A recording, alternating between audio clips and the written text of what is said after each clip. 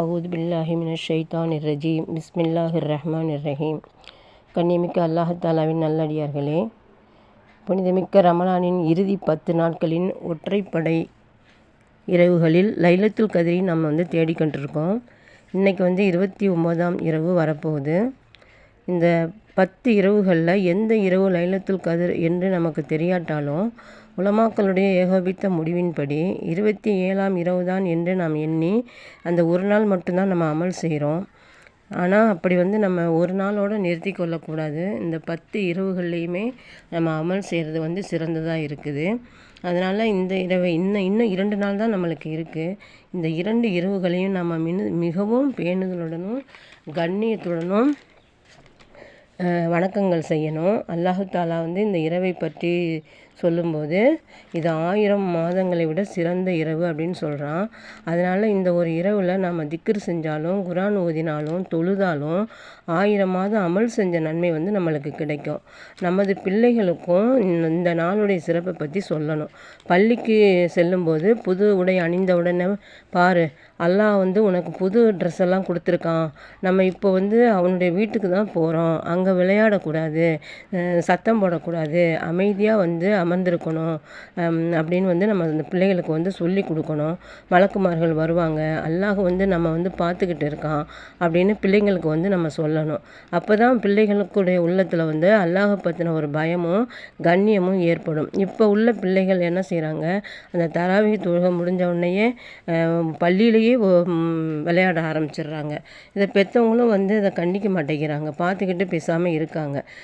அதனால் இந்த 27ஆம் கிழமை இரவு முடிஞ்சோடனே என்ன பண்ணுறாங்கன்னா, தராவிகை முடிச்சுட்டு வயசுக்கு வந்த பிள்ளைகள் கூட என்ன செய்கிறாங்க, பெரியவங்க பிள்ளைங்க எல்லாருமே என்ன செய்கிறாங்கன்னா, இனிமேல் இது ஜாலியாக இருக்கக்கூடிய இரவு அப்படிங்கிறதா நினச்சி நல்லா ஊரெல்லாம் சுற்றிட்டு வராங்க.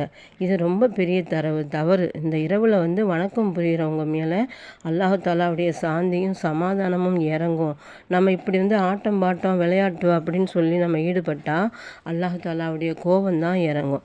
அதனால் இந்த இரவுடைய கண்ணியத்தை காத்து நம்ம வழிபாட்டில் வணக்க வழிபாட்டில் ஈடுபடக்கூடியவங்களாக நம்ம இருக்கணும். இதை பற்றின ஒரு ஹதீஸ் பார்ப்போம்.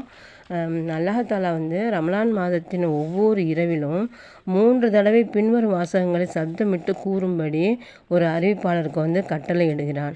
கேட்பவர் எவரேனும் இருக்கின்றனரா? அவர் கேட்பதை நான் கொடுக்கிறேன்.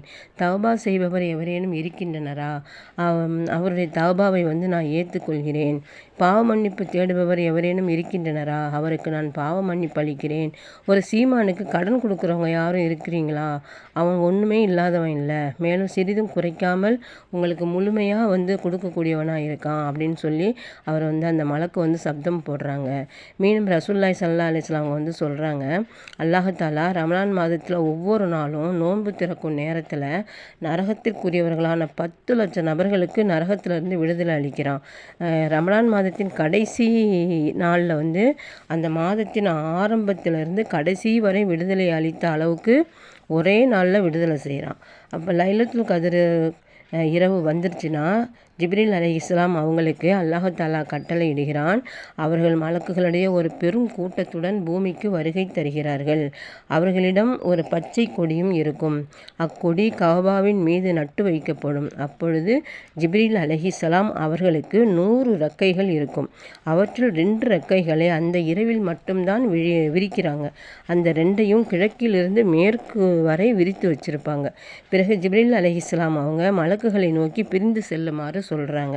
அவங்க அந்த மலக்குகள் எல்லாரும் போய் உலகங்களும் நின்றவராக, உட்கார்ந்தவராக, தொழுபவராக, திக்ரு செய்பவராக இருக்கின்ற அனைவருக்கும் சலாம் கூறி அவர்களிடம் முசாபஹா செய்கின்றனர்.